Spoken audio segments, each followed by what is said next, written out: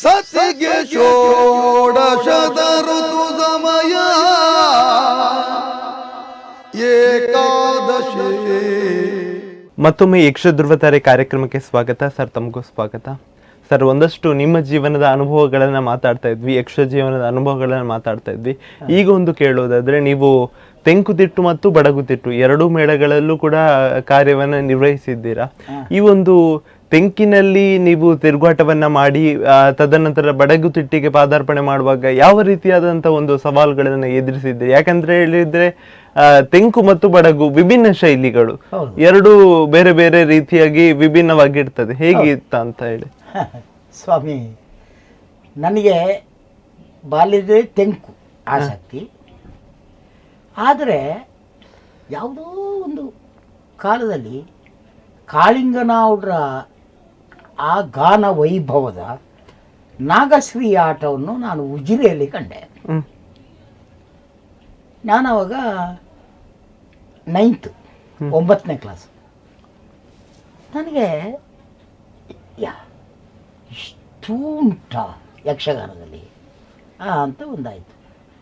ನಾನು ನೆಲದ ಸೀಟ್ನಲ್ಲಿ 50 ರೂಪಾಯಿ ನೆಲದ ಸೀಟ್ನಲ್ಲಿ ಕೂತು ಆಟ ನೋಡಿದವ.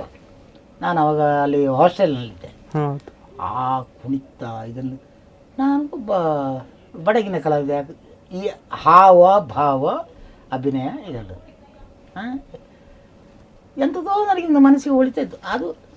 ಅದು ಹಾಗೇ ಉಳಿದಿತ್ತು ನನ್ನ ಹತ್ರ. ಎಲ್ಲೆಲ್ಲೋ ಬಡಗಿನ ಆಟಗಳನ್ನು ನಮಗೆ ಮತ್ತೆ ಶುರುವಾಯಿತು. ಟೌನ್ ಹಾಲಲ್ಲಿ ತೆಂಕು ಬಡಗು ಮಿಶ್ರ ಆಟಗಳು. ಆ ಕಾಲದ ನನಗೆ ನಾನೊಬ್ಬ ಬಡಗಿನ ಕಲಾವಿದ ಆಗಬಾರ್ದು ಯಾಕೆ? ಮತ್ತೊಂದು ವಿಚಾರ ಕೇಳಿದೆ. ಬಡಗಿನ ಕಲಾವಿದರಿಗೆ ಅಷ್ಟು ಸಂಬಳ ಉಂಟಂತೆ, ಇಷ್ಟು ಸಂಬಳ ಉಂಟಂತೆ. ನಮಗೆ ತೆಂಕಿನಲ್ಲಿ ಇದ್ದದ್ದು ಎಷ್ಟು 3-3 ಸಂಬಳ ಇದ್ದದ್ದು. ನಾನು ಸ್ಪಷ್ಟ ಹೇಳ್ತೇನೆ, ಅದರಿಂದ ಏನು ಆವಾಗ ಇದ್ದದ್ದು ಸಂಬಳ ನಮಗೆ ಅಷ್ಟೇ. ಬಡಗಿನ ಅಷ್ಟು. ನಾನು ಬಡಗಿನ ಒಂದು ಕಲಾವಿದ ಆದರೆ ಹೇಗೆ ಹೀಗೆ ಯೋಚಿಸ್ತಾ ಇದ್ದೆ. ಸಂದರ್ಭೋಚಿತವಾಗಿ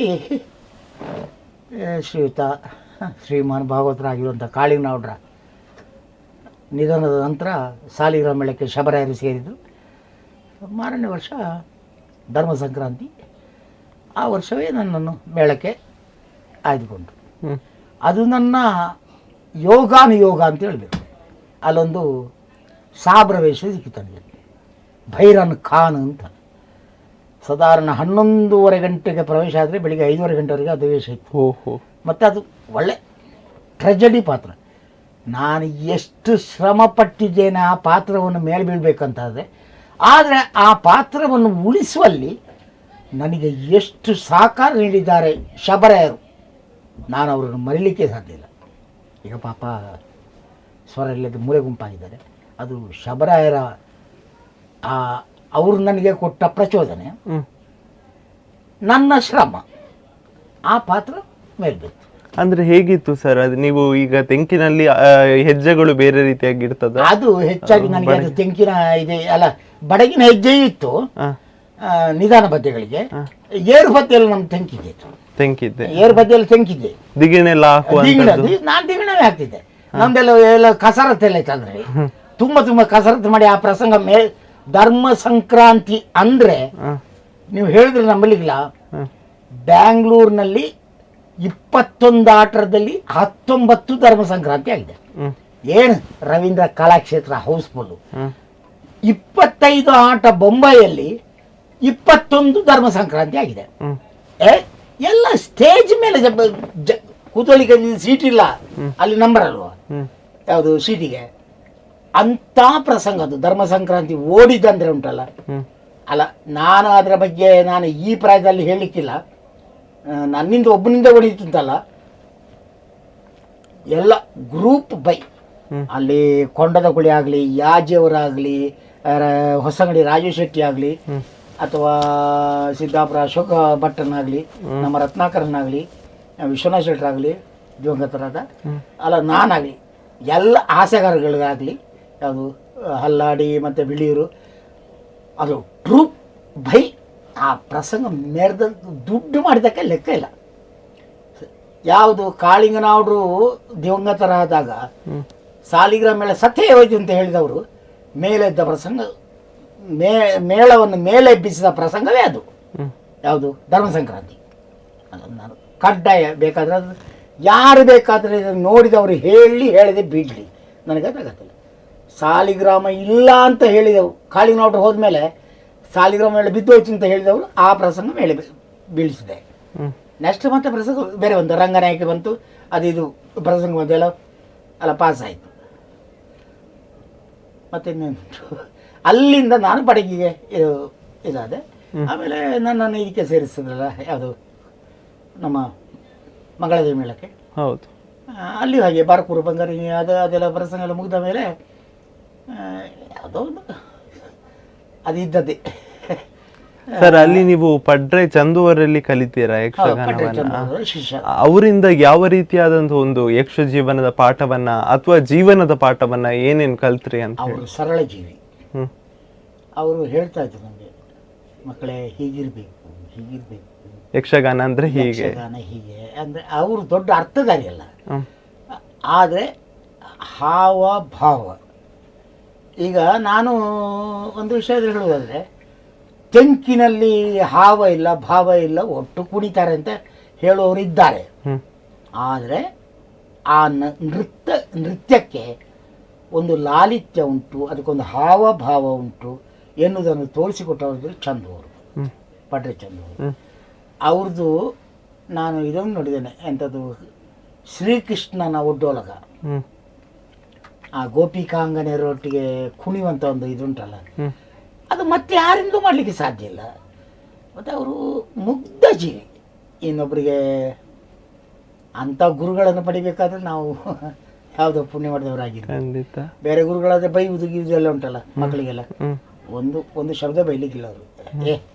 ಹಾಗಲ್ಲ ಮಗ, ಹೀಗೆ ಕುಣಿ ಅಂತ ಹೇಳೋದು. ಪುಣ್ಯಾತ್ಮರು ಅವರ ಆ ಇದುಂಟಲ್ಲ, ಈ ಹಸ್ತ ಭಾವಗಳು, ಹೌದು, ಆ ಕಾಲಿನ ಹೆಜ್ಜೆ, ಮತ್ತೆ ಅವ್ರದ್ದೊಂದು ಇದು ಹಾರುವ, ಅದು ಭಾರಿ ಚಂದ. ಅದನ್ನು ಅವರ ವೃದ್ಧಾಪ್ಯದವರೆಗೆ ಅವರು ಕೃಷ್ಣನೇ. ವೃದ್ಧಾಪ್ಯದವರೆಗೂ ಅವರ ಮುಖ ಏನು ಬಾಡಿದ್ದಿಲ್ಲ, ನಮಗೇನಾಗಲಿಲ್ಲ. ಅವತ್ತು ಆ ಕೃಷ್ಣನ ವೇಷ ವಿಷ್ಣು ಕೃಷ್ಣ ಮಾಡಿಕೊಂಡ್ರೆ ಅದಷ್ಟು ಚಂದ. ಗುರುಗಳಂದರೆ ಗುರುಗಳೇ ಅವರು. ಎಷ್ಟೋ ವರ್ಷ ಅವರು ಧರ್ಮಸ್ಥಳ ಕೇಂದ್ರದಲ್ಲಿ ಗುರುಗಳಾಗಿದ್ದವರು. ಸರ್, ಈಗ ಆವಾಗಿನಿಂದ ಇವಾಗಕ್ಕೆ ಬರುವ, ನೀವು ಆವಾಗ ನೋಡಿದಂತಹ ಯಕ್ಷಗಾನ ಈಗ ಒಂದು ಪ್ರಸ್ತುತವಾಗಿ ಹೇಗಾಗಿದೆ, ಯಾವ ರೀತಿಯಾಗಿ ಬದಲಾವಣೆ ಆಗಿದೆ? ಈಗ ಹೇಳಿದರೆ ಅದನ್ನು ಎಂತ ಅಂತ ಹೇಳುದು, ನಾವು ಹೇಳಿದರೆ ಹುಡುಗರು ಮಗಳೇ ಸಿಟ್ಟು ಬರ್ತದೆ. ಇವಾಗೆಲ್ಲ ಕಾಲೇಜಿ ಹುಡುಗರು, ಖಂಡಿತ ಅಲ್ಲೊಬ್ರು ಇಬ್ಬರು ಗುರುಗಳಿರ್ತಾರೆ ಕಾಲೇಜಿಗೆ. ಈಗ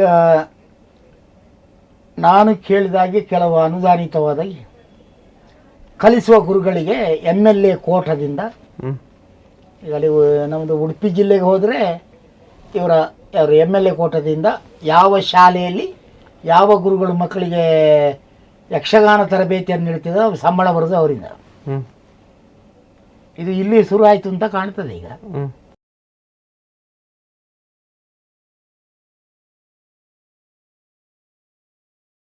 ಎಲ್ಲ ಶಾಲಾ ಕಾಲೇಜುಗಳಲ್ಲೆಲ್ಲ ಕಲಿಸುವಾಗ ಶಾಲೆಯಿಂದ ಕೊಡ್ತಾರ, ಅಲ್ಲ MLA ಅಲ್ಲಿ ಉಡುಪಿಯಲ್ಲಿ ಮಾತ್ರ MLA ಕೋಟದಿಂದ ರಘುಪತಿ ಅಂತ ಭಟ್ರು, ರಘುಪತಿ ಭಟ್ರ ಇದರಿಂದ ಎಲ್ಲ ಶಾಲಾ ಕಾಲೇಜುಗಳಿಗೆ ಯಾವ ಶಾಲಾ ಕಾಲೇಜುಗಳ ಮಕ್ಕಳಿಗೆ ಯಕ್ಷಗಾನ ಕಲಿಸ್ತಾರ ಆ ಸಂಬಳ ಕೊಡೋದು ಅವರು, ಅವರ MLA ಕ್ವಾರ್ಟರ್ದಿಂದ. ಇಲ್ಲಿ ಒಂದು ಬೋರ್ಡ್ ನೋಡಿದೆ ನಾನು, ಎಲ್ಲೋ ಇವತ್ತು ಬರೋ ಒಂದು ಬೋರ್ಡ್ ನೋಡಿದೆ ನಾನು. ಇಲ್ಲಿ ಅವರು ಬರ್ತಾರೆ, ಕಲಿಸ್ತಾರೆ, ಹೋಗ್ತಾರೆ. ಇವರು ಈಗ ನಾನೊಂದು ಆಲೋಚನೆ ಮಕ್ಕಳು, ನಮ್ಮ ಮೇಳದಲ್ಲಿ ಹೆಚ್ಚಾಗಿರೋದು ಆಲೋಚನೆ ಮಕ್ಕಳೇ. ಹಾಗೆ ಅವ್ರಿಗೆ ಕಾಲೇಜಿಗೆ ಹೋಗಬೇಕು, ರಾತ್ರಿ ಒಂದು ವೇಷ ಹೊಡಿ, ಬೈಕ್ ಹಿಡ್ಕೊಂಡು ಬರ್ತಾರೆ. ಎಷ್ಟೊತ್ತಿಗೆ ಬರ್ತಾರೆ ಅಂದ್ರೆ ಅದು ಅವರ ಟೈಮ್ಗೆ ಬಂದರೆ ಆಯ್ತಲ್ಲ. ಕೆಲವೊತ್ತಿಗೆ ಲೇಟ್ ಆಗ್ತದೆ, ಕೆಲವು ದಿನಗಳಿಗೆ ಬಸ್ ತಪ್ಪಿ ಹೋಗ್ತದೆ, ಕೆಲವು ದಿನ ಬೇರೆ ವ್ಯವಹಾರದಲ್ಲಿರ್ತಾರೆ. ಒಂದು ಕಲಿಯುವ ನನಗೆ ಬೇಸರ, ನಾನು ಅದನ್ನು ಸ್ಪಷ್ಟವಾಗಿ ಹೇಳ್ತೇನೆ. ಈಗ ನಮ್ಮ ಹತ್ರ ಬಂದುಕೊಂಡು, ಅಣ್ಣ ಹಿರಿಯ ಕಲಾವಿದರ ಮಾರ್ಗದರ್ಶನವನ್ನು ಪಡಿಬೇಕು. ಈಗ ನಾನಲ್ಲದೆ ತಾರನಾಥ ಇದ್ದಾನೆ, ಸಿದ್ದಗಡೆ ಸದಾಶಿವ ಇದ್ದಾನೆ, ಸದಾಶಿವ ಆಚಾರ್ಯ ಇದ್ದಾನೆ, ಆಚಾರ್ಯನ ಭಾವ ಇದ್ದಾರೆ. ಒಂದು ಪಾತ್ರ ಮಾಡಬೇಕಂತದ್ದು ಬಾಂದಿಂದ ಇಷ್ಟು ಮುಖಕ್ಕೆ ಹಚ್ಚಿಕೊಂಡು ಆಮೇಲೆ ಹೋಗಿ ಎಂತ ಮಾಡಬೇಕು ಅಂತೇಳಿ ಗೊತ್ತಿರೋದಿಲ್ಲ. ಹೌದು, ಹಗಲು ಪೂರ್ವ ಸಿದ್ಧತೆ ಮಾಡಿ. ಆದರೆ ಈಗ ಏನಾಗಿದೆ ಗೊತ್ತುಂಟ, ಈ ಮಕ್ಕಳಿಗೆ ಯಕ್ಷಗಾನ ಎಂದು ಫ್ಯಾಷನ್ ಆಗಿ ಹೋಗಿದೆ. ನಾವು ಹೇಳಲಿಕ್ಕೆ ಅವದೇ ಅಂಚವಂತನಿ ನೀವು ಸರಿ ಬತ್ತು ಕೇಂದ್ರ ಹೆಂಗೆ ಬುರ್ಸೋದು ಅಂತ ಮುಗೀತ ಅಲ್ಲಿಗೆ. ಮತ್ತೇನು ಮಾಡಬೇಕು ನಾವು? ನಮ್ದೇನುಂಟು? ಇದನ್ನು ಬೇಕಾದರೆ ಯಜಮಾನರು ಕೇಳಿ ಅಥವಾ ಮತ್ತೊಂದು ಯಕ್ಷಗಾನ ಕಲಾವಿದರು ಕೇಳಿ, ನನಗೆ ಏನು ಹೆದರಿಕೆ ಇಲ್ಲ, ನಾನು ಅದನ್ನು ಸ್ಪಷ್ಟವಾಗಿ ಹೇಳ್ತೀನಿ.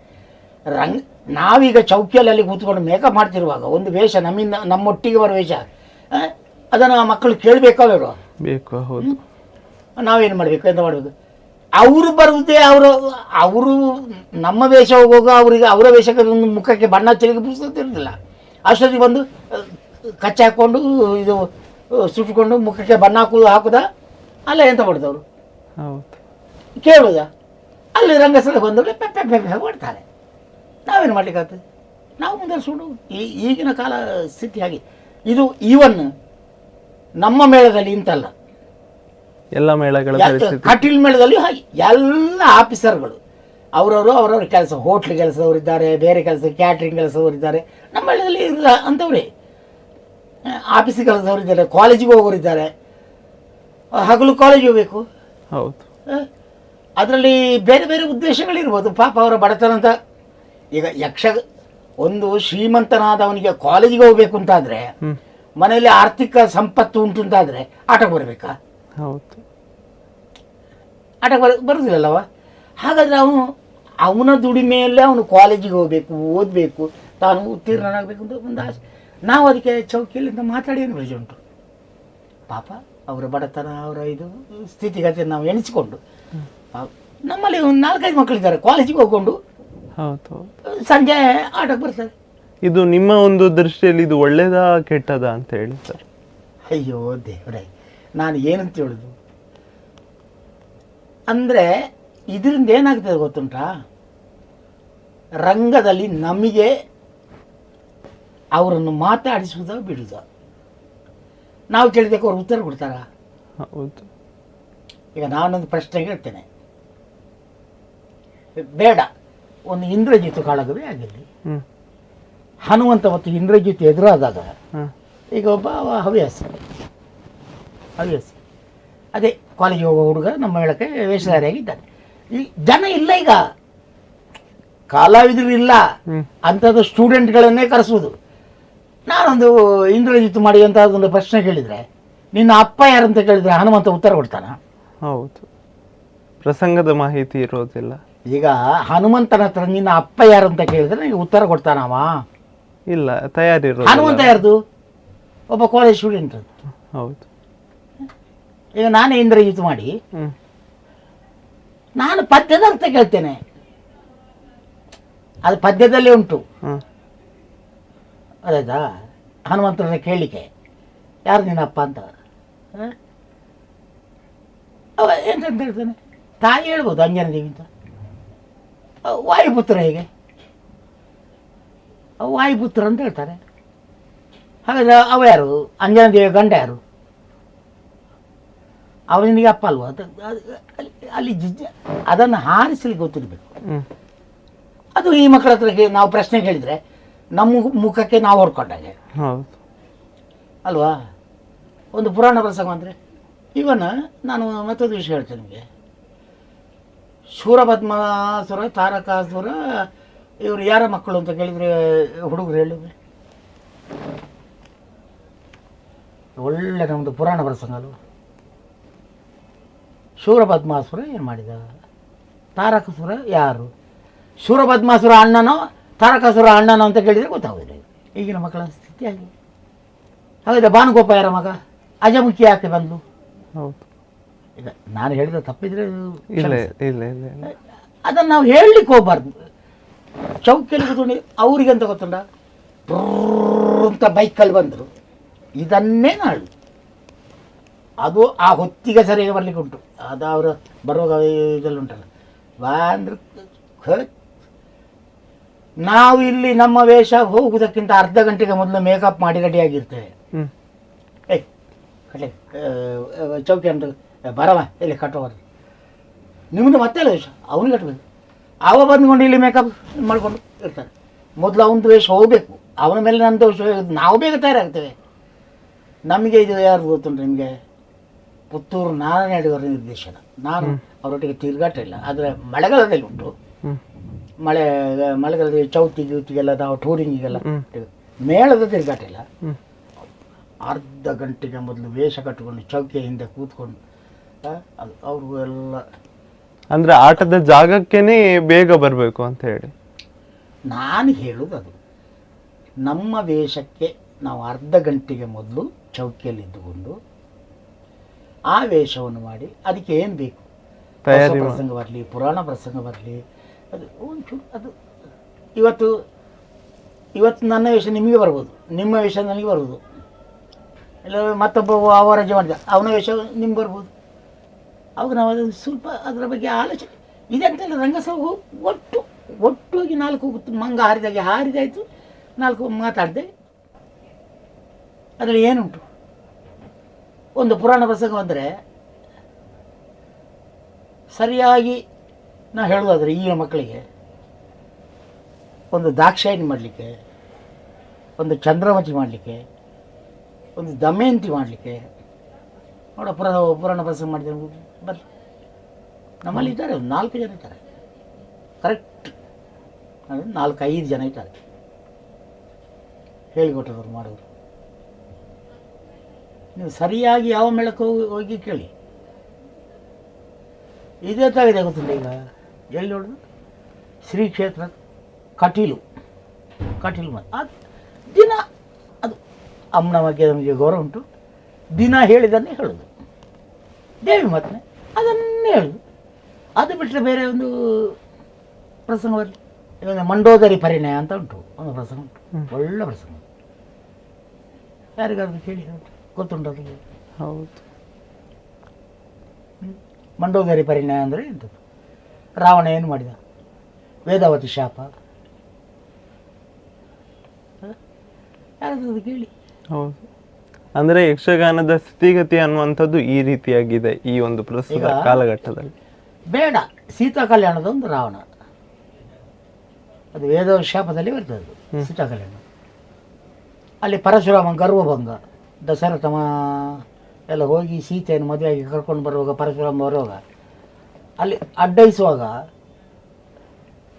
ಒಬ್ಬ ಕಲಾವಿದನ ಹತ್ರ ಆ ದೃಶ್ಯವನ್ನು ಮಾಡಲಿಕ್ಕೆ ಸಾಧ್ಯ ಉಂಟ? ಈಗಿನ ಕಲಾವಿದರ ಹತ್ರ ಎಲ್ಲ ಈಗ ಯಾವ ಮೇಳ ಅಂತಲ್ಲ, ಪೂರಾ ಕಲಾವಿದರು ಐ ಕಲಾವಿದರಾಗಿದ್ದಾರೆ. ಒಂದು ಈಗ ಸರ್ವದ ಅಂತ ಹೇಳಿದಾಗೆ ಒಂದು ಮೇಳದಲ್ಲಿ ಒಂದು ವೇಷವಾಗಿ ಮತ್ತೊಂದು ಮೇಳದಲ್ಲಿ ಒಂದು ವೇಷ ಮಾಡ್ತಾರೆ. ನಮ್ಮಲ್ಲಿ ಮಾತ್ರ ಒಂದು ಅದುಂಟು, ನಮ್ಮ ಯಜಮಾನರದ್ದು.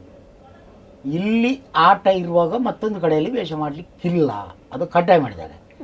ಇಲ್ಲಿ ರಜೆ ಆದರೆ ಮತ್ತೊಂದು ಕಡೆಯಲ್ಲಿ ಹೋಗಿ ಮಾಡ್ಬೋದು ಅಂತ ಹೇಳಿದ್ದಾರೆ. ಅದು ಹೊಟ್ಟೆ ಹೊಡಿದಿಲ್ಲ ಅಂತ. ಇಲ್ಲಿ ರಜೆ, ಈಗ ನನಗೆ ಇವತ್ತು ರಜೆ, ಇವತ್ತು ನಾಳೆ 2 ರಜೆ, ನನಗೆ ಆಟ ಇದ್ದರೆ ಹೋಗ್ಬೋದು, ಇದಕ್ಕೆ ಹೋಗಿ ಅಡ್ಡಿ ಹೇಳೋದಿಲ್ಲ. ಇಲ್ಲಿ ಮೇಳದಲ್ಲಿ ಆಟ ಇರುವಾಗ ಅದು ನಮ್ಮ ಯಜಮಾನ್ರ ಅದು ಸರಿ. ಅದು ಹೌದು, ಹಾಗಲ್ಲ. ಈಗ ಕೆಲವು ಮೇಳದಲ್ಲಿ ಎಲ್ಲ ಈಗ ಕಲೆ ಉದ್ಧಾರ ಆಗಿಲ್ಲ.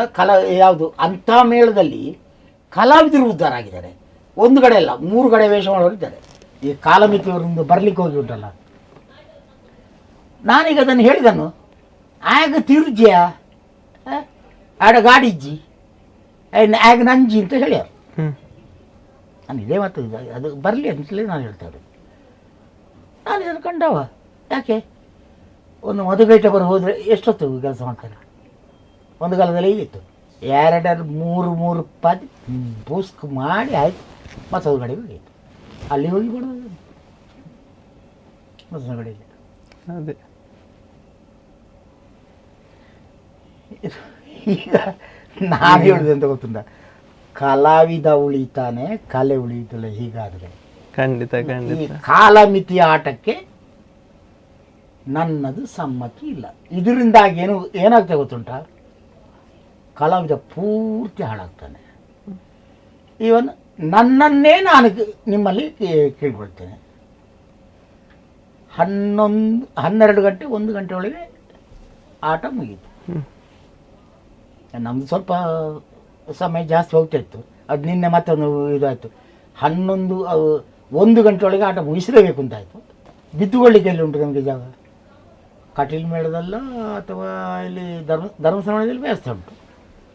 ನಾವೆಲ್ಲಿ ಚೌಕಿಯಲ್ಲಿ ಬಿದ್ದುಕೊಳ್ಳೋದು ಇಲ್ಲ. ಅಲ್ಲೆಲ್ಲ ಇದು ಎಲ್ಲಿ ನುಸಿ ಕಾಟ, ಸೊಳ್ಳೆ ಹೊಡಿತ ಅಲ್ಲ, ಗಾಡಿದವರು ಹೋಗ್ತಾರೆ ಖಂಡಿತ. ಬಾಕಿ ಹಿಡಿದವರು ಅಷ್ಟು ನಿದ್ದೆ ಬರೋದಿಲ್ಲ. ನಿದ್ದೆ ಬರುವಾಗ ನಿದ್ದೆ ಬರೋದಿಲ್ಲ ಅಂದಾದಿಗೆ ಎಂತ ಆಗ್ತದೆ? ನಾನು ಇದನ್ನು ಹೇಳಬಾರ್ದು. ಅಷ್ಟೊತ್ತಿಗೆ ನಾವು ಬೇರೆ ದಾರಿಗೆ ಇಳಿಬೇಕಾಗ್ತದೆ. ಎಲ್ರಿಗೂ ತಿಳಿದಿರಲಿ. ಹೌದು. ಯಾಕೆ? ರಾತ್ರಿ 12-1 ಗಂಟೆಗೆ ಊಟ, ಆಟ ಮುಗಿದೋಗುಂಡೆ 6 ಗಂಟೆಗೆ ಊಟ ಮಾಡಲಿಕ್ಕಾಗ್ತದೆ? ಹೌದು. ಈ ಕಾಲಮಿತಿಯನ್ನು ಯಾವ ಪುಣ್ಯಾತ್ಮ ತಂದು ಹಾಕಿದ ನನಗೊಂದು ಗೊತ್ತಾಗೋದಿಲ್ಲ. ಅಷ್ಟೊತ್ತಿಗೆ ಊಟ ಮಾಡಲಿಕ್ಕೆ ಆಗೋದಿಲ್ಲ. ಆಟ ಮುಗಿದ ಮೇಲೆ ಊಟ ಮಾಡಿ ಮಲಗಿದ್ರೆ ನಿದ್ದೆ ಬರೋದಿಲ್ಲ. ನಿದ್ದೆ ಬರೋದಿಲ್ಲ ಅಂದಾಗ ಏನಾಗ್ತದೆ? ಬೇರೆ ದಾರಿಗೆ ಇಳಿಬೇಕಾಗ್ತದೆ. ಅದು ಮೇಳಕ್ಕೆ ಎಫೆಕ್ಟ್ ಆಗುತ್ತೆ ಅಷ್ಟೇ. ಹೌದು ಸರ್. ಈಗ ಕಾರ್ಯಕ್ರಮದ ಕಡೆಯದಾಗಿ ಒಂದು ಯುವ ಕಲಾವಿದರಿಗೆ ಇಷ್ಟರ ತನಕ ಅದೇ ಹೇಳಿದ್ರೆ, ಯುವ ಕಲಾವಿದರಿಗೆ ಯಾವ ರೀತಿಯಾಗಿ ಅವರು ತಯಾರಾಗಬೇಕು ಅಂತ ಹೇಳಿ, ಒಂದು ಕಡೆಯದಾಗಿ ಅವರಿಗೆ ನಿಮ್ಮ ಒಂದು ಸಂದೇಶ ಹೇಳೋದಾದ್ರೆ, ಕಿವಿ ಮಾತು ಅನ್ನುವಂಥದ್ದು. ನಾನೊಂದೇ ವಿಷಯ ಹೇಳ್ತೇನೆ. ಈಗಿನ ಯುವ ಕಲಾವಿದರು ಅವರು ಫ್ಯಾಷನ್ ಡಿಸೈನ್ಗಳು. ಅವರಿಗೆ ಕಲಿಬೇಕು ಅಂತಿಲ್ಲ, ಒಟ್ಟು ರಂಗಕ್ಕೆ ಬರಬೇಕು. ಹೌದು. ಮುಖಕ್ಕೊಂದಷ್ಟು ಬಣ್ಣ ಹಚ್ಚಬೇಕು. ನಾವೊಂದು ನೋಡಿ, ನಮ್ಮ ಕಾಲದಲ್ಲಿ ಇತ್ತು, ನಾನೊಂದು ಅಭಿಮನ್ಯು ಬಬ್ರುವಾಹನ ಮಾಡುವಂಥ ಹೊತ್ತಿನಲ್ಲಿ ನೀವು ಯಾರ ಹತ್ರ ಬೇಕಾದ್ರೆ ನುರಿತ ಕಲಾವಿದರ ಹತ್ರ ಅಥವಾ ಹಳೆ ಕಲಾವಿದರ ಕೇಳಿ. ಸುರತ್ಕಲ್ ಮೇಳದಲ್ಲಿರುವಾಗ ನಾನೊಂದು ಬಬ್ರುವಾಹನ ವೇಷ ಮಾಡಬೇಕು, ಒಂದು ಅಭಿಮನ್ಯು ಮಾಡಬೇಕು ಅಂತಾದರೆ ಎಷ್ಟು ಕಷ್ಟಪಟ್ಟಿದ್ದೇನೆ ಅಂತ. ಅದನ್ನೇ ನಾನು 50-60 ಗುತ್ತು ಹಾರ್ತಿದ್ದೆ ಪಕಡಿಗಟ್ಟಿ. ಅದು ಅಷ್ಟು ಸ್ಪಷ್ಟ. ಅಷ್ಟನ್ನು ಆ ಪದ್ಯಕ್ಕೆ ಅಷ್ಟನ್ನು ನಾನು ಕುಣಿದು ಅರ್ಥ ಮಾತಾಡ್ತೀನಿ. ಈಗ ಒಂದು ಬೊಪ್ಪನೆ ಬಿಡಿ ಬಿಡಿ ಚಿಂತೆ ಅಂತ ಹೇಳುವಾಗ ಇಲ್ಲಿ ಅಂತ ಹೇಳುವವರು ಇರು. ಅವರಿಗಂತ ಹೇಳಬೇಕು. ಈಗಿನ ಹುಡುಗರ ಮಕ್ಕಳಿಗೆ ಇಲ್ಲ, ಹಗಲವರು ಡ್ಯೂಟಿಗೆ ಹೋಗಿ ಮತ್ತೆ ಬಂದುಕೊಂಡ್ರಲ್ಲ, ಅವರ ಬೈಕ್ ಆಯಿತು, ಕಾರ್ ಆಯಿತು. ಅರ್ಥ ಆಯ್ತಾ? ಹೌದು. ಕಲಿಯುವ ಪುಸ್ತಕತೆ ಇಲ್ಲ, ಒಟ್ಟು ಪ್ಯಾಷನ್. ಖಂಡಿತ. ಅವರು ಅಷ್ಟಕ್ಕೆ ಬರೋದು. ಅವರಿಗೊಂದು ದಿನ ಕಳೆದ್ರೆ ಆಯಿತು. ನಾನು ಅದರ ಬಗ್ಗೆ ಯಾರು ಎಂತ ಹೇಳಿದ್ರು ನಮಗೆ ಇದ್ದಾರೆ. ಹಾಗಿದ್ದ ಒಳ್ಳೆ ಕಲಾವಿದರು ಕೂಡ ಈಗ ಯುವ ಕಲಾವಿದರಲ್ಲಿ ನಾನೊಂದು ಕೆಲವು ಶ್ರೀವೇಶದ ಹುಡುಗರು ಅವ್ರನ್ನ ಕಂಡು ಅದರಿಂದ ಆಗುವುದು ಏನು ಗೊತ್ತಿಲ್ಲ ನಿಮಗೆ. ಒಂದು ಪಾತ್ರದ ಚಿತ್ರಣವನ್ನು ಮಾಡಬೇಕು ಅಂತ ಆದರೆ ಆದಿ ಕಾಲದಲ್ಲಿ ಹೇಗಿತ್ತು, ಎರಡು ಬಿಡಾರದಲ್ಲಿ ಇಟ್ಟುಕೊಂಡು ಮುಂಚಿನ ದಿವಸ ನಾಳಿನ ಪ್ರಸಂಗದ ಒಂದು ಇದಾಗ್ತು, ಲೀಸ್ಟ್ ಆಗ್ತಿತ್ತು. ಅಷ್ಟೊತ್ತಿಗೆ ಅವರಿಗೆ ಹೆದರಿಕೆ ಬಂತು. ಈಗ ನಿಮಗೆ ಹೇಳ್ತೇನೆ, ನಾಳೆ ಒಂದು ಪ್ರಸಂಗ, ಅದು ಬಬ್ರುವಾಹನ ಕಾಳಗ, ನಿಮ್ದು ಅರ್ಜುನ, ನಂದು ಬಬ್ರುವಾಹನ. ಅಷ್ಟೊತ್ತಿಗೆ ನೀವು ಏನು ಮಾಡ್ತಿದ್ದೀರಿ? ಇವತ್ತು ಬಿಡಾರದಲ್ಲಿ ಬೆಳಿಗ್ಗೆ ಬಿಡಾರದಲ್ಲಿ ಬಂದುಕೊಂಡು ತಯಾರಿ ಮಾಡ್ತಾ ಇದ್ದೆ. ಅದು ಭಾಗವತರ ಹತ್ರವ, ಭಾಗವತರು ಬಿಡಾರದಲ್ಲಿ ಇರ್ತಿದ್ರು. ಅದು ಹಿರಿಯ ಕಲಾವಿದರು ಇರ್ತಿದ್ರು. ಅಣ್ಣ ಒಂದು ಎಂಕ ಬಬ್ರುವಾಹನ ಪಾಡ್ತೀರಿ, ಒಂದು ಎಂಚಿನ ಎಂಚಿನ ಮಾಡ್ಕೊಟ್ರು, ಒಂಚೂರು ಪದ್ಯದ ಮೊದಲು ಹೋಗಿ ಭಾಗವತರ ಹತ್ರ ಹೇಳೋದು. ಈಗ ಹಾಗಲ್ಲ. ಈಗ ಎಂತಾಯಿತು, 3 ಜನ ಭಾಗವತರು, ಒಬ್ಬ ಸಂಗೀತಗಾರ ಇದ್ದರು. ಅವರ ಕೆಲಸ ಮುಗೀತು, ಅಂತೇಳಿ ಎತ್ಕೊಂಡು ಹೋದರು. ಮೈನ್ ಭಾಗವತ ಸಮೇತ ಮನೆಗೆ ಹೋಗುದು. ಹಾಗಾದರೆ ಒಂದು ವೇಷದ ಪದ್ಯ ಅರ್ಥ ಯಾರ ಹತ್ರ ಕೇಳಬೇಕು? ಆ ಪದ್ಯ ಸಂಜೆ ಅವ ಬರೆದು ಎಷ್ಟೊತ್ತಿಗೆ, ಅವ ಎಷ್ಟೊತ್ತಿಗೆ ರಂಗಸ್ಥಳದಲ್ಲಿ ಕೂತ್ಕೊಳ್ತಾನ, ಅಷ್ಟೊತ್ತಿಗೆ ಆ ಭಾಗವತ ಬಂದ. ಓಯ್ ಭಾಗವತ್ರೆ, ಇದು ಅದು ಗೊತ್ತಿಲ್ಲ ನಿಮಗೆ. ಈಗಿನ ಭಾಗವತರುಗಳ ಕಥೆ ಹಾಗೆ. ಇದರಿಂದ ಯಾವ ಭಾಗವತನಿಗೂ ಸಿಟ್ಟು ಬಂದರೂ ನನಗೆ ತೊಂದರೆ ಇಲ್ಲ. ನಾನು ಅದರ ಬಗ್ಗೆ ಕ್ಯಾರೇ ಮಾಡೋದಿಲ್ಲ. ಯಾಕಂದರೆ ಇವ್ರದ್ದು ಈಗ ಬೈಕ್ ಸ್ಟಾರ್ಟ್ ಮಾಡಿದರೆ ಹೇಳ್ಕೊಂಡು ಅವರ ಪದ್ಯ ಮುಗೀತಾ ಎದ್ಕೊಂಡು ಹೋದ್ರು. ಲೀಸ್ಟು ಸಂಜೆ ಬಂದು ನಾವು ನೋಡುವಾಗ ಯಾರ ಹತ್ರ ಕೇಳಬೇಕು? ಎದುರು ವೇಷಧಾರಿ ಹತ್ರ ಕೇಳಬೇಕಾ, ಭಾಗವತರ ಹತ್ರ ಕೇಳಬೇಕಾ? ಎದುರು ವೇಷಧಾರಿ ಅವನ ಮನೆಗೆ ಹೋಗಿ ಆಯಿತು. ಬಿಡಾರಲ್ಲಿ ಇರೋದು ಯಾರು? ಈ ಬಡ ಬಾಯಿಗಳು, ನಮ್ಮಂಥವ್ರು. ನಮ್ಮ ಹತ್ರ ಗಾಡಿ ಇಲ್ಲಲ್ಲ, ಅಲ್ಲ ಗಾಡಿ ಉಂಟು, ನಾವು ತರೋದಿಲ್ಲ.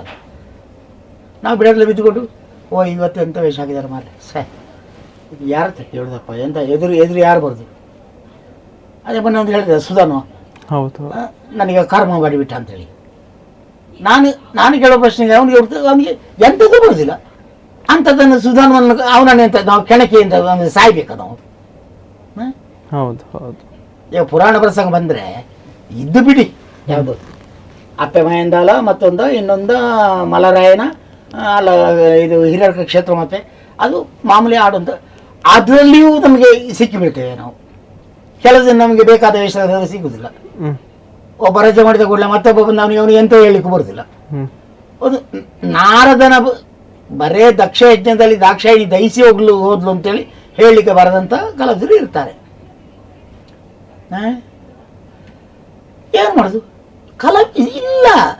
ಮುಂದಿನ ನಾನೊಂದು ವಿಷಯ ಹೇಳ ನಿಮಗೆ, ಈ ಹಳೆ ತಲೆಮಾರು ಹೋಯ್ತಾ, ಮುಂದಿನ ದಿನದಲ್ಲಿ ಪುರಾಣ ಪ್ರಸಂಗ ಆಡಿಸಲಿಕ್ಕೆ ಕಷ್ಟ ಉಂಟು ಖಂಡಿತ.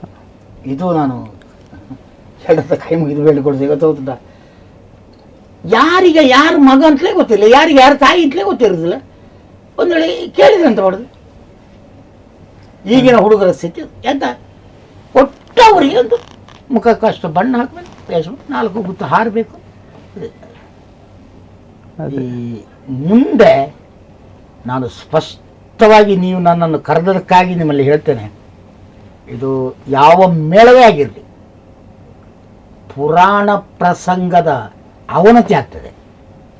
ಯಾರು ಓದುವುದಿಲ್ಲ, ಕಲಿಯುವುದಿಲ್ಲ, ಕೇಳುವುದಿಲ್ಲ, ನೋಡುವುದಿಲ್ಲ.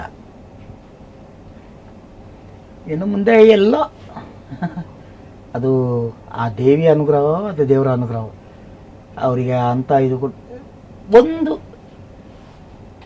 ನೀವು ಒಂದು ವಿಷಯ ಹೇಳಿದರೆ, ಒಂದು ಈಗ ಭಾರ್ಗವ ವಿಜಯ ಪ್ರಸಂಗ ಅಂದರೆ ಕಾರ್ತಿವೀರ್ಯಾರ್ಜುನ ಬೇಟೆಗಾರೊಳಗೆ ಒಂದು ಹಾಸ್ಯಗಾರರೆಲ್ಲ ಬರ್ತಾರಲ್ಲ, ಆ ಬೇಟೆಗೆ ಹೀಗೆ ಮೃಗಗಳು, ಆ ವಿಷಯ ಹೇಳಲಿಕ್ಕೆ ಬರುವ, ಹೀಗೆ ಕಾಡಿನ ಮೃಗಗಳಿಂದ ಉಪದ್ರ ಆಯಿತು ಅಂತ ಹೇಳಲಿಕ್ಕೆ ಬಾರದ ಹಾಸ್ಯಗಾರಗಳೇ ಇರುವುದು.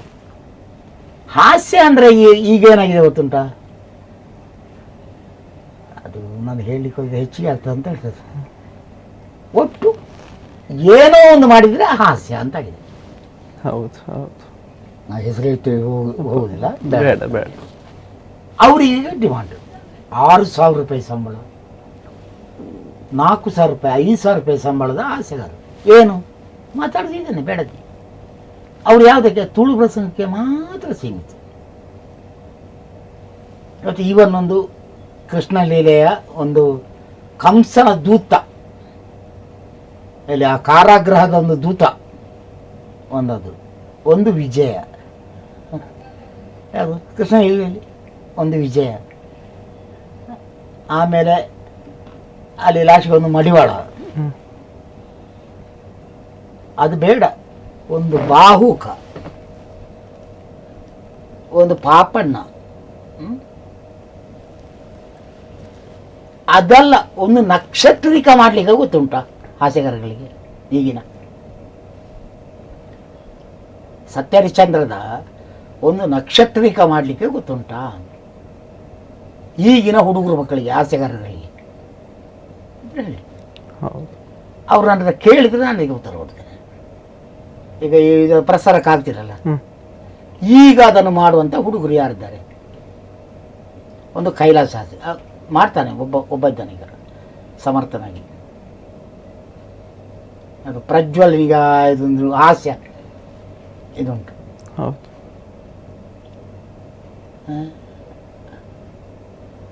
ಒಂದು ಪಾಪಣ್ಣ ಅದು ಮಾಡಬೇಕು ಅಂತಾದರೆ ಅದು ಎಷ್ಟು ಕಷ್ಟ ಉಂಟು, ಅದು ಏನು. ಅಲ್ಲೊಂದು ದೂತ ಉಂಟು ಪಾಪಣ್ಣ ವಿಜಯದಲ್ಲಿ, ಅದು ಮಾಡೋರಿದ್ದಾರ? ಏನೋ ಒಂದು ಮಾಡಲಿಕ್ಕೆ ಮಾಡ್ಯಾರ, ಅದಕ್ಕೆ ಪ್ರಸಂಗ ನೋಡಿ ಸೆಟ್ಟಿಂಗೇ ಬರ್ತದೆ. ಸರ್, ನಮ್ಮ ಒಂದು ಕಾರ್ಯಕ್ರಮಕ್ಕೆ ಬಂದು ನಿಮ್ಮ ಒಂದು ಅನುಭವದ ಮಾತುಗಳನ್ನು ಹಂಚಿಕೊಂಡ್ರಿ. ನೋಡಿ ಸ್ವಾಮಿ, ನಾನು ಯಕ್ಷಗಾನದಲ್ಲಿ ನಿತ್ಯವೇಷ, ಪೀಠಿಗೆ ಸಿರಿವೇಷ, ಹಾಸ್ಯವೂ ಮಾಡಿದ್ದೇನೆ, ಪುಂಡು ವೇಷವೂ ಮಾಡಿದ್ದೇನೆ, ಬಣ್ಣವೂ ಮಾಡಿದ್ದೇನೆ, ಕಿರೀಟವೂ ಮಾಡಿದ್ದೇನೆ. ನಾನು ಮಾಡದಿದ್ದ ವೇಷ ರಾಮ ರಾವಣರಿಂದ, ಲಕ್ಷ್ಮಣನಿಂದ, ಪರಶುರಾಮನಿಂದ, ಜಮದಗ್ನಿಯಿಂದ, ತಟ್ಟಿಯಿಂದ, ಕೊಂಬು ಸಮೇತ, ಮಹಿಷಾಸುರ ಸಮೇತ ಮಾಡಿದವ ಒಬ್ಬ ವೇಷಧಾರಿ. ನಾನು ನನ್ನ ಆಡಬರವನ್ನು ಕೊಚ್ಚಿಕೊಳ್ಳೋದಿಲ್ಲ. ಹೌದು ಹೌದು. ಯಾಕೆ ನಾನು ಅಂಥದ್ದು ಮಾಡಿದ್ದೇನೆ, ನಾನು ಇಂಥದ್ದು ಸಂತೆಯಲ್ಲಿ ಮೆಂತೆಗದ್ದೆ ಅಂತ ಹೇಳಿದರೆ. ಆದರೆ ನನ್ನ ಗುರುಗಳಾಗಿರುವಂಥ ಶ್ರೀ ದಿವಂಗತರಾಗಿರುವ ಅನಂತರಾಮ ಬಂಗಾಡಿ ಒಂದು, ಆಮೇಲೆ ನನಗೆ ಯಕ್ಷಗಾನಕ್ಕೆ ತುಂಬ ಪ್ರಚೋದನೆ ಕೊಟ್ಟವರಂದರೆ ಧರ್ಮಸ್ಥಳದ ಭುಜಬಲಿ, ಕೇಳಿದ್ರು ಅವರ ಹೆಸರು, ಮಂಜುಶ್ರೀ ಯುವಕ ಮಂಡಲದ ಪ್ರಧಾನ ಅಧ್ಯಕ್ಷರು. ನನ್ನನ್ನು ಎಲ್ಲಿವರೆಗಂದರೆ ಮಿಜೋರಂವರೆಗೆ ಕರ್ಕೊಂಡೋಗಿದ್ದಾರೆ. ಅಲ್ಲಿ 1 ತಿಂಗಳ ನ್ಯಾಷನಲ್ ಇಂಟ್ರಿಗೇಷನ್ ಕ್ಯಾಂಪ್, 18 ರಾಷ್ಟ್ರಗಳಲ್ಲಿ ನನ್ನ ನೇತೃತ್ವದಲ್ಲಿ ಯಕ್ಷಗಾನ ಟ್ರೂಪನ್ನು ಕರ್ಕೊಂಡೋಗಿ ನಾನು ಫಸ್ಟ್ ಪ್ರೈಸ್ ಪಡೆದು ಬಂದದ್ದಂದರೆ ಧರ್ಮಸ್ಥಳ. ಅಲ್ಲಿ ಅವರ ಇದರಲ್ಲಿದ್ದು ಪಾರೆ ಅಂದರೆ ಗೊತ್ತಾಯ್ತಾ, ಚೀಟಿ ಕೊಡೋದು ಮೊದಲು, ಅದೇ ಭುಜಬಲಿ ಅಂತ ಇದ್ದರು ಅವರು, ಮಂಜುಶ್ರೀ ಯುವಕ ಸಂಘದ. ಅದು ಆ ವರ್ಷ ಏನಾಯಿತು ಗೊತ್ತು ನಿಮಗೆ, ನ್ಯಾಷನಲ್ ಇಂಟಿಗ್ರೇಷನ್ ಕ್ಯಾಂಪ್ ಇದು ಇದಾದ ಕೂಡಲೇ ಇಡೀ ನಮ್ಮ ದಕ್ಷಿಣ ಕನ್ನಡ ಜಿಲ್ಲೆಯ, ಅಲ್ಲ ಇದು ಕರ್ನಾಟಕ ರಾಜ್ಯದ ಇದನ್ನು ದಕ್ಷಿಣ ಕನ್ನಡ ಜಿಲ್ಲೆಗೆ ಕೊಟ್ಟರು. ದಕ್ಷಿಣ ಕನ್ನಡ ಜಿಲ್ಲೆ ಕೊಟ್ಟಾಗ ಮಂಗಳೂರಿನಲ್ಲಿ ಅವರು ನೆಹರು ಯುವ ಕೇಂದ್ರ ಎಲ್ಲೆಲ್ಲ ಉಂಟು ಅದನ್ನು ಆಯ್ಕೆ ಮಾಡಿದರು. ಒಂದೊಂದು ತಾಲೂಕಿನಿಂದ 8 ಜನ, ಬೆಳ್ತಂಗಡಿ ತಾಲೂಕಿಂದ 8, ಸುಳ್ಯದಿಂದ 8, ಕಾರ್ಕಳದಿಂದ 8, ಹಾಗೆ ಅದು 8 ತಾಲೂಕಿದ್ದಾರೆ, ಬಂಟ್ವಾಳ ಎಲ್ಲ. ನಾವು ಅಷ್ಟೂ ಜನವು ಅಲ್ಲಿ ಹೋಗಿ ಮಿಜೋರಂನಲ್ಲಿ ನಾವು ಈ ಕಾರ್ಯಕ್ರಮವನ್ನು ಕೊಟ್ಟು 1 ತಿಂಗಳಲ್ಲಿ ನಾವು ಮಾತ್ರ ಹೀಗೆ ಆಗಿದ್ದೇವೆ. ಅಲ್ಲಿ ಆಹಾರ ನಮಗೆ ಇಳಿಸದೆ, ನಾಯಿ ತಿನ್ನುವುದು. ಅಲ್ಲಿ ಪ್ರಧಾನ ಆಹಾರ ಯಾವುದು ಅಂತ ಕೇಳಿದ್ರೆ ನಾಯಿ. ನಾವಿಲ್ಲಿ ಕೋಳಿ ಮಾಂಸ ಮಾಡಿದರೆ, ಇದು ಕುರಿ ಕಡಿದ್ರೆ ಉಂಟಲ್ಲ, ಅಲ್ಲಿ ನಾಯಿ ಕಡಿಯೋದು. ಮಿಜೋರಂ ಕೇಳಿದ್ರೆ ನೀವು ಅದನ್ನು? ಹೌದು ಹೌದು ಹೌದು, ಕೇಳಿದ್ರ? ಹೇಳಿದ್ದೇನೆ. ಪೀಸ್ ಲ್ಯಾಂಡ್ ಅಲ್ಲ, ಸ್ನೇಕ್ ಲ್ಯಾಂಡ್. ಅಂಥ ಊರಿನಲ್ಲಿ 1 ತಿಂಗಳ ಕಾರ್ಯಕ್ರಮವನ್ನು ಕೊಟ್ಟು ನಮ್ಮ ಊರಿಗೆ ಪ್ರಥಮ ಪ್ರಶಸ್ತಿಯನ್ನು ತಂದು ಕೊಟ್ಟವ ನಾನು. ಅಂದರೆ ಅಷ್ಟು ಇವರಿಗೆಲ್ಲ ಯಕ್ಷಗಾನದ ತರಬೇತಿಯನ್ನು ಎಲ್ಲಿ ಟ್ರೈನಲ್ಲಿ ಹೋಗ್ತಿರುವಾಗಲೇ ಅಲ್ಲಿ ಹೇಳಿಕೊಟ್ಟು, ಅಂದರೆ ಸ್ವಲ್ಪ ಗೊತ್ತಿದ್ದವರು ಇದ್ದರು, ಹವ್ಯಾಸಿಗಳೆಲ್ಲ. ದಕ್ಷಯಜ್ಞ, ಸುಂದ ಕಾಳಗ, ಆಮೇಲೆ ಇದು ಯಾವುದು ಬರ್ಗೋಯ್ಜೆ, ತಾಯಿ ತಲೆಗಡೆ, ಅಲ್ಲಿಂದ ಎಂತ ಅರ್ಥ ಆಗ್ತದೆ ಅವರಿಗೆ. ಅದು ಹೋಗಿ ಛಾಯ್ಚು ಅಂತ ಮಾತಾಡೋರಿಗೆ. ನನಗೆ ಅದೊಂದು ಭಾರಿ, ಆ ಸರ್ಟಿಫಿಕೇಟ್ ಉಂಟಲ್ಲ ಮನೆಯಲ್ಲಿ, ನಾನು ಹಾಗೆ ಭದ್ರವಾಗಿ ಇಟ್ಕೊಂಡಿದ್ದೇನೆ ಮಿಜೋರಂಗೆ, ಚೀನಾ. ಹೌದು ಹೌದು ಹೌದು. ಸರಿ ಸರ್, ನಮ್ಮ ಕಾರ್ಯಕ್ರಮಕ್ಕೆ ಬಂದಕ್ಕಾಗಿ ಧನ್ಯವಾದಗಳು ಸರ್. ಇದಾಗಿತ್ತು ಜನಾರ್ದನ ಗುಡಿಕಾರರವರ ಯಕ್ಷ ಜೀವನದ ಅನುಭವದ ಮಾತುಗಳು. ಇದೇ ರೀತಿಯಾಗಿ ಮುಂದಿನ ಸಂಚಿಕೆಯಲ್ಲಿ ಮತ್ತೊಬ್ಬ ಕಲಾವಿದರ ಜೊತೆ ನಾನು ಸಿಗ್ತೇನೆ. ಅಲ್ಲಿ ತನಕ ನೋಡ್ತಾ ಇರಿ ಅಭಿಮತ, ಇದು ಜನಮನದ ನಾಡಿಮಿಡಿತ. ನಮಸ್ಕಾರ. ಸತಿಗೆ ಷೋಡಶದ ಋತು ಸಮಯ ಏಕಾದಶಿ